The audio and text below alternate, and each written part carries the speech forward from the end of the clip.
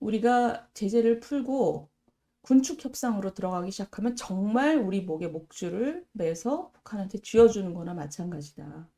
쟤들은 절대로 핵을 포기할 리가 없고, 그렇기 때문에 그 대북 제재를 풀어주면 계속 그거 갖고 장난하고 우리에게 계속 압박하고 미사일 계속 쏠 거다.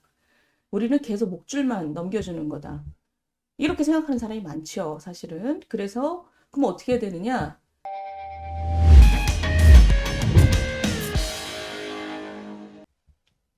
지난주, 그러니까 지난해 마지막 주의 가장 큰 뉴스는 뭐니 뭐니 해도 북한에서 내려온 드론이죠.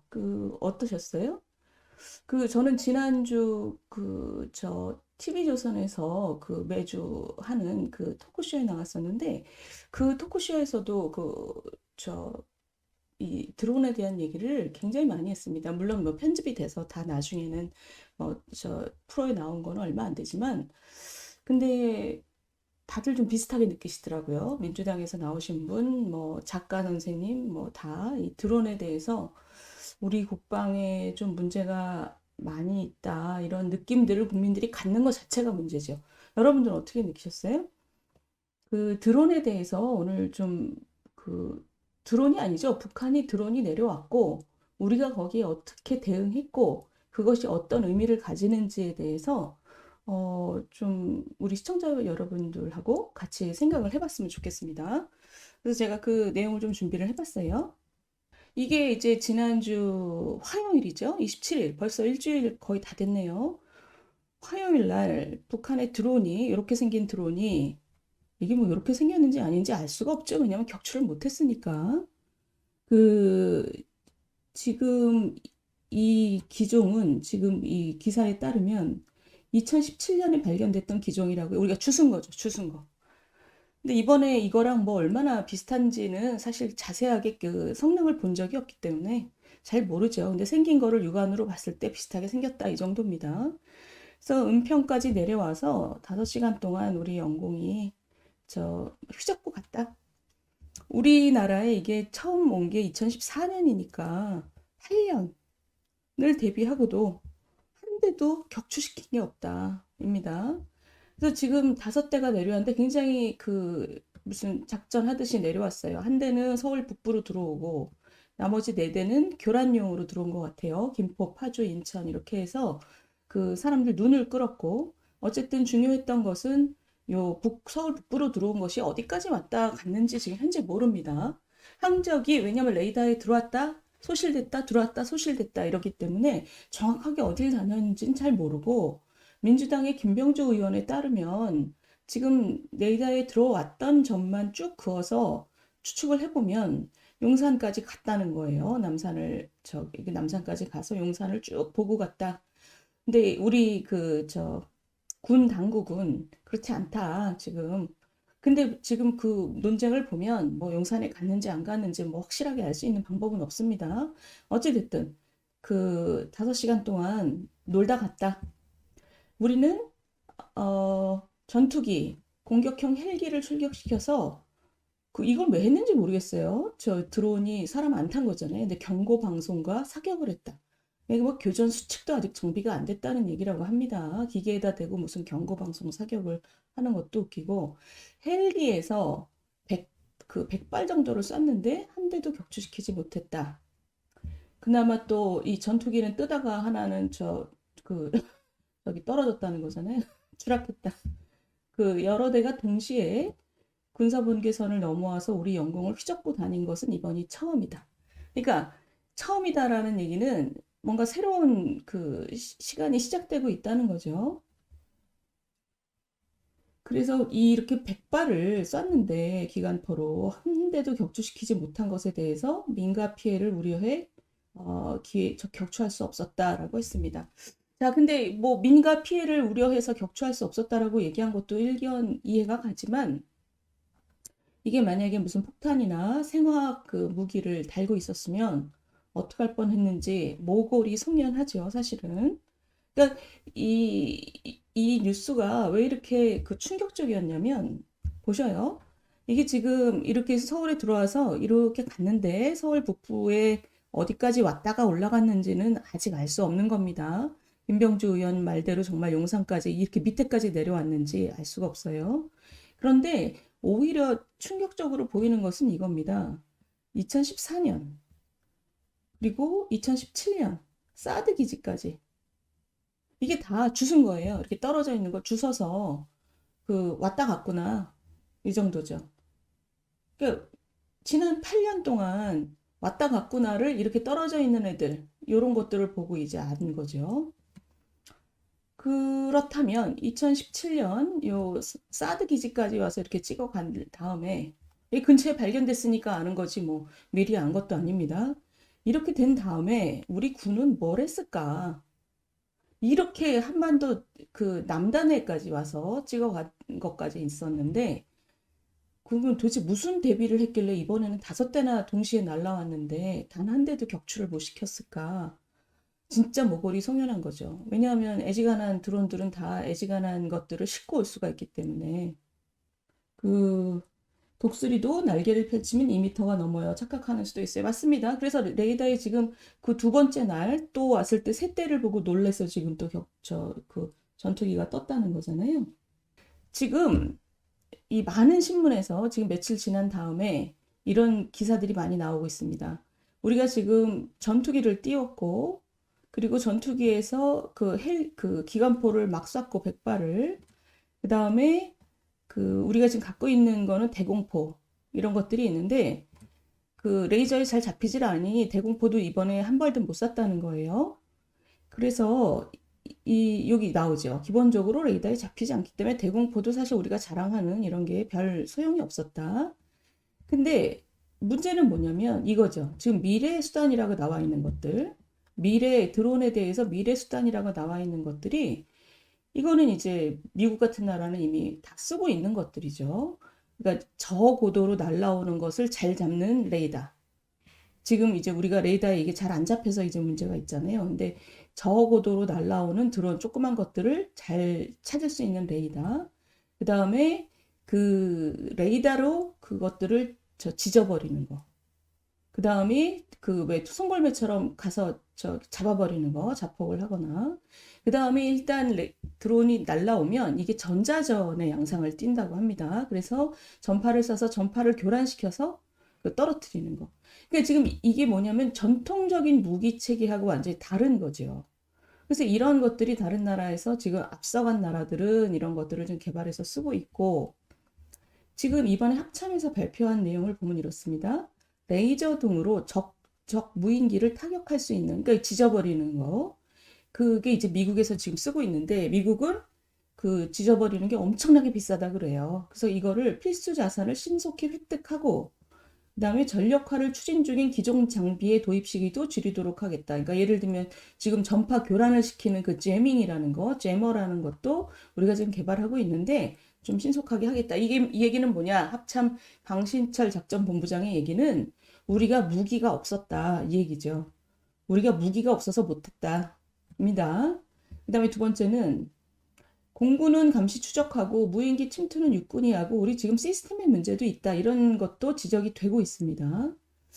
그 다음에 또 뭐냐면 지금 뭐죠? 그러니까 거버넌스 상으로 육군하고 공군이 그 명령 체계가 혼란스럽다는 얘기죠. 그리고 무엇보다 무기가 모자란다. 무기가 우리가 적절한 무기를 안 갖고 있다. 이런 얘기입니다.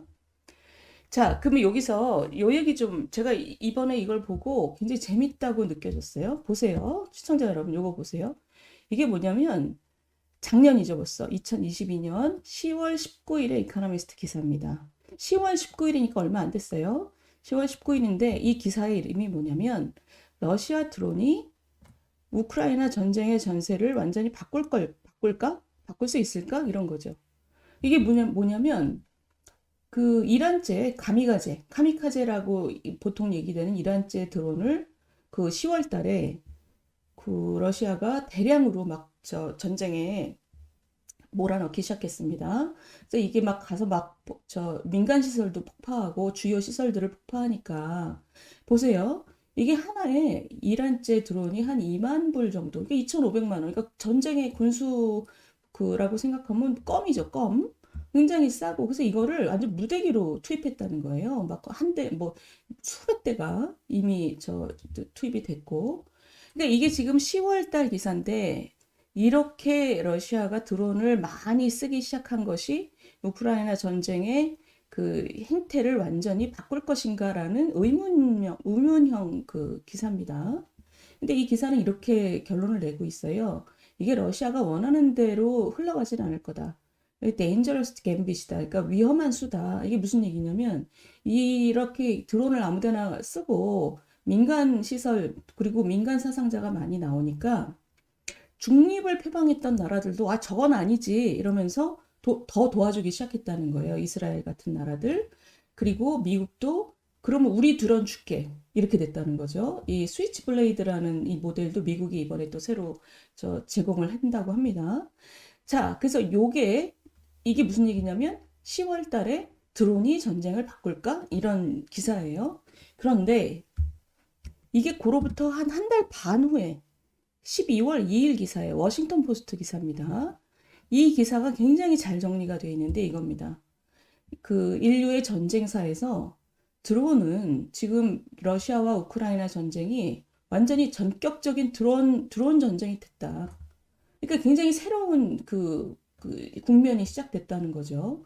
이 기사를 보면 이렇습니다. 맨 처음에 러시아가 우크라이나를 침공할 때는 꼭 1차 대전 때하고 똑같이 탱크를 밀고 들어갔다. 근데 이제는 완전히 다른 전쟁이 됐다는 거예요. 완전히 다른 전쟁. 그 군인들이 멀리서 손바닥에 통제기를 모니터를 들여다보고 있고 한참 먼 곳에서 드론이 가서 싸우는 어딘가에 가서 폭탄을 떨어뜨리고 지금 이게 하늘에서 전자전이 지금 벌어지는 것이 예전에도 있었다. 예전에는 어땠냐면 미국이 일방적으로 이것을 갖고 있었기 때문에 아프가니스탄 전쟁 이럴 때 그러니까 미국만 쓴 거죠. 그 뭐 아르메니아, 아제르바이잔 전쟁 때도 좀 있었지만 이번은 완전히 다른.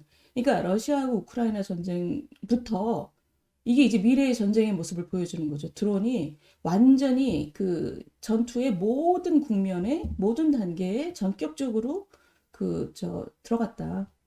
완전히 그 전투의 모든 국면을 그 통합적으로 드론이 이제 주도하게 된 거죠. 그래서 이게 보세요. 이게 이런 제이밍 시스템, 아까 전파 교란 이런 게 굉장히 중요한 기술이 된 거죠. 그래서 이게 뭐냐면 see, ability to see, 정찰 능력, 그러니까 정찰 드론, 그리고 공격 드론, attack, each other without ever getting close. 그러니까 서로 대면하지 않고 이렇게 주요 기능, 정찰하고 폭격하는 이런 것을 이제 드론으로 하게 되는 이 사람들 보세요. 이 사람들 다 뭐냐면 자원한 사람들이라고 해요. 군인도 아니에요. 우크라이나에. 이런 사람들이 가서 이런 사람들은 군인 아니래도 아무 상관없잖아요. 그러니까 이 사람들이 그냥 드론을 운전하는 것을 일종의 자원봉사자죠. 봉사는 아니지만.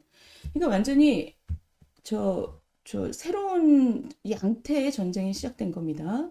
이게 뭐냐면 우크라이나가 수입해서 쓰고 있는 터키제 드론입니다. 이게 지금 상당히 크잖아요. 사람들이 이렇게 서 있는 걸 보면 이건 상당히 큰 드론인데 이 드론은 폭탄을 상당량을 실을 수가 있대요. 그래서 지금 우크라이나가 드론전의 후발주자로서 러시아가 더 먼저 쓰기 시작했지만 지금은 우크라이나도 이 드론을 이용해서 전세가 완전히 바뀌었다는 거죠. 그래서 지금 이 기사의 결론은 이겁니다. 이게 드론 전쟁을 시작하니까 오히려 러시아가 더 불리해졌는데 지금 이게 문제는 뭐냐면 하드웨어의 문제가 아니고 하드웨어가 뭐 러시아 무기가 뭐 후졌다 이런 얘기 많이 하는데 그것뿐만이 아니라 이 드론 전쟁이라는 것은 뭐랄까요? 이 무기가 선진적이어야 되는 고도의 선진적인 무기만 갖추는 게 중요한 게 아니라 이 얘기입니다. Modern mindset for decision making이라는 거예요. 이런 디지털 전쟁에서는 어떤 의미에서 굉장히 창의적이고 자발적인 마음 자세가 굉장히 중요하다. 예전처럼 완전히 각 잡고 무슨 전투기, 대공포 이런 전쟁의 시대가 지났다는 거예요.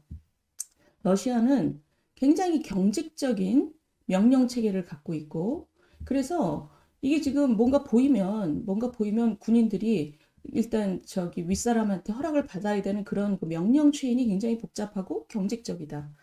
그러니까 근데 이런 전자전에서는 그런 게 별로 도움이 안 된다는 거죠. 하늘에 드론 보이면 얼른 격추부터 시켜야 되고, 그런 예전하고 다른, 그러니까 무기 체계도 이제는 완전히 달라지는 거고, 무기 체계가 달라지는 것만큼 명령 체계, 그리고 군대의 마인드셋도 굉장히 달라져야 된다는 거예요.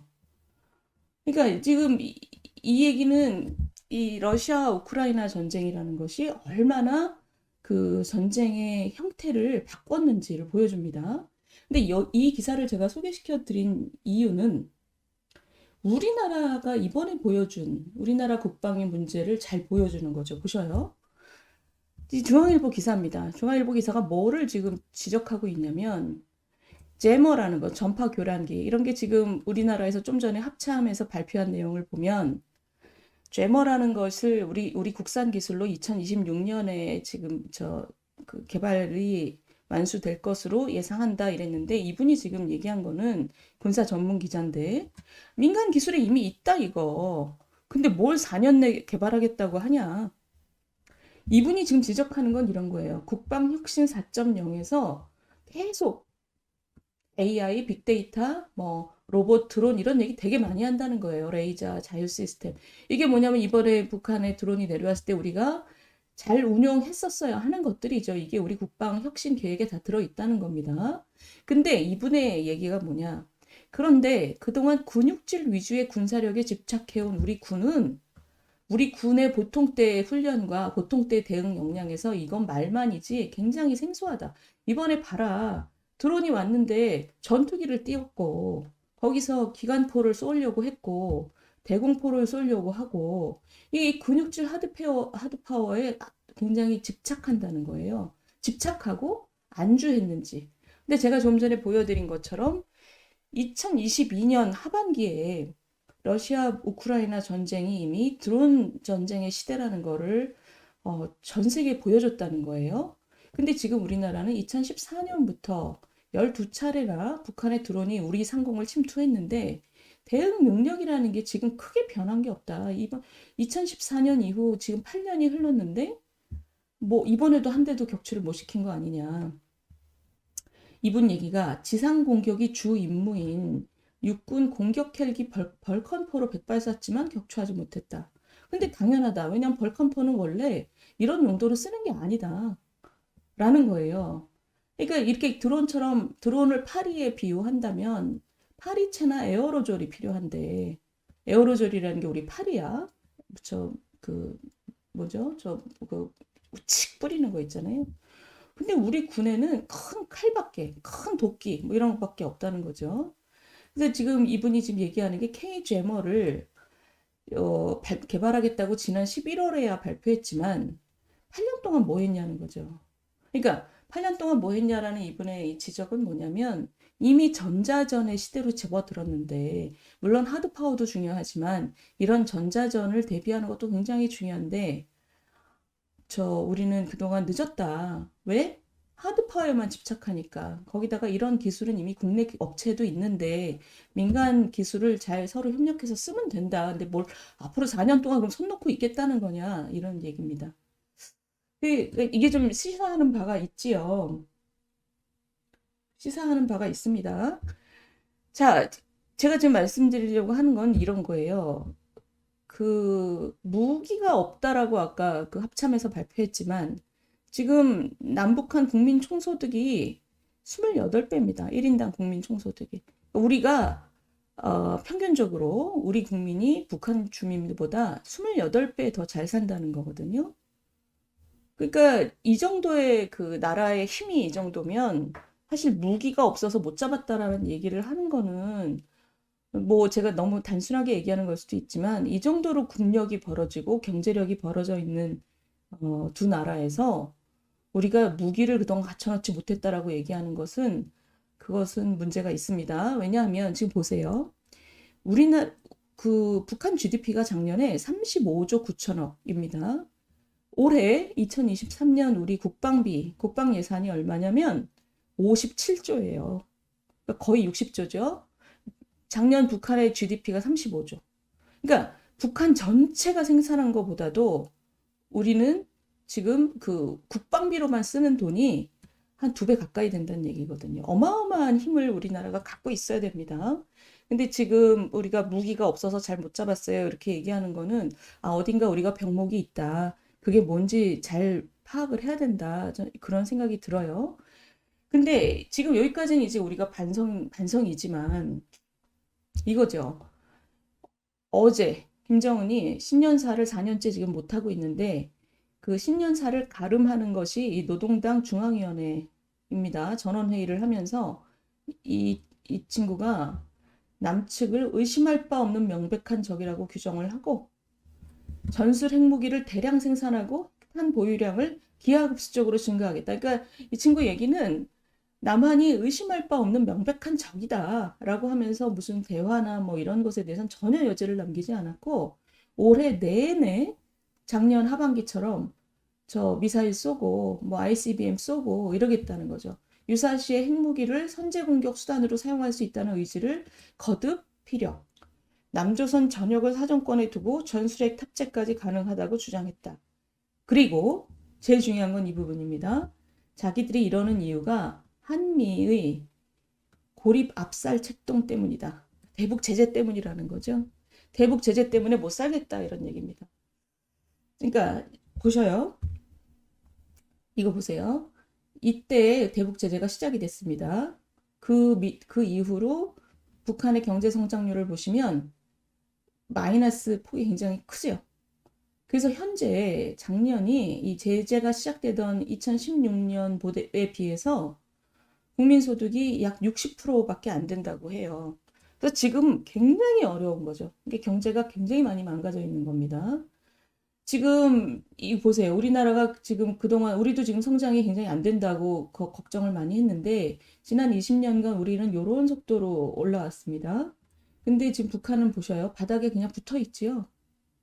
바닥에 붙어 있는데 지금 이걸 보시면 성장률을 보시면 이렇고 지금 현재 굉장히 어렵다고 합니다.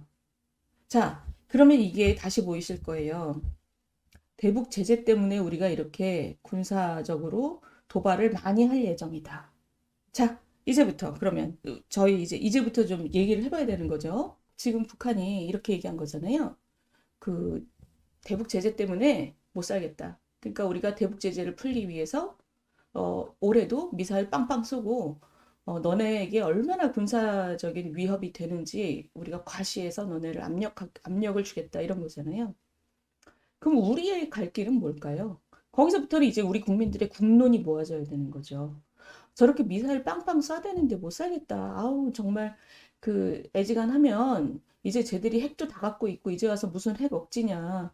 그냥 대북 제재 좀 풀어주고 앞으로 좀 저기 군축으로 가자. 이게 우리나라의 일각에 있는 의견입니다. 주로 이제 진보 쪽의 의견이기도 하고 제가 얼마 전에 소개시켜 드렸듯이 서구의 언론도 북한이 계속 저렇게 미사일 쏴대고 거기다 이미 핵을 보유하고 있는 게 확실한데 뭘 계속 핵을 억제하겠다고 제재를 이렇게 강하게 하면 도발만 있을 거다. 이렇게 생각하는 언론도 꽤 있었잖아요. 근데 정반대로 저는 아직 우리 시청자 여러분들이랑 우리나라의 공론은 이쪽에 가깝다고 생각합니다. 뭐냐면 우리가 제재를 풀고 군축 협상으로 들어가기 시작하면 정말 우리 목에 목줄을 매서 북한한테 쥐어주는 거나 마찬가지다. 쟤들은 절대로 핵을 포기할 리가 없고 그렇기 때문에 그 대북 제재를 풀어주면 계속 그거 갖고 장난하고 우리에게 계속 압박하고 미사일 계속 쏠 거다. 우리는 계속 목줄만 넘겨주는 거다. 이렇게 생각하는 사람이 많죠, 사실은. 그래서 그럼 어떻게 해야 되느냐? 좀 전에 제가 보여드린 것처럼 경제가 저렇게 완전 망하는 수준까지 갔기 때문에 북한도 더 이상 버티기는 굉장히 어렵다. 그러니까 오히려 지금 계속 뒷구멍으로 제재를 피하면서 그 여러 가지 물품이나 돈을 벌어들이는 여러 가지 수단이 있잖아요. 예전에는 무슨 마약하고 뭐 술 같은 거 이런 거를 통해서 뒷돈을 많이 벌었는데 지금은 그 외화벌이를 주로 어떻게 하냐면 해킹 이런 걸로 하잖아요. 해킹. 그리고 이번에 우리 아태 무슨 협력 거기서도 몰래 그 배낭에다 돈 지고 가서 몰래 쥐어줬다는 거잖아요. 그러니까 그런 것들. 그러니까 뒷구멍으로 돈을 받는 수단 같은 것들을 우리가 잘 모니터하고 그러니까 해킹 같은 게 아주 대표적이고 코인 같은 거 훔쳐갖고 지금 나라가 외화벌이를 하고 있다는 거잖아요. 그 사람들이 추측하는 걸 봤을 때는 작년에 아마 미사일 쏜 돈은 다 코인을 훔쳐가지고 됐을 거다, 해킹으로. 그러니까 그런 거를 잘 잡아내는 거. 우리도 굉장히 해킹 능력이 강화돼야 되고, 왜냐하면 우리 방어를 위해서도 필요하죠. 북한이 돈을 전 세계로부터 훔치지만 우리 돈도 많이 훔쳐가고 있을 겁니다. 해킹을 통해서. 그러니까 그런 거를 잘 잡아서 제재에 빈틈이 없도록 해서 저 사람들이, 그러니까 김정은과 그 밑에 사람들이 제재를 푼다는 것은 핵을 포기하지 않고는 불가능하구나, 이렇게 느끼게 하는 게 더 맞는 방향이다, 이렇게 생각하는 분들이 많아요.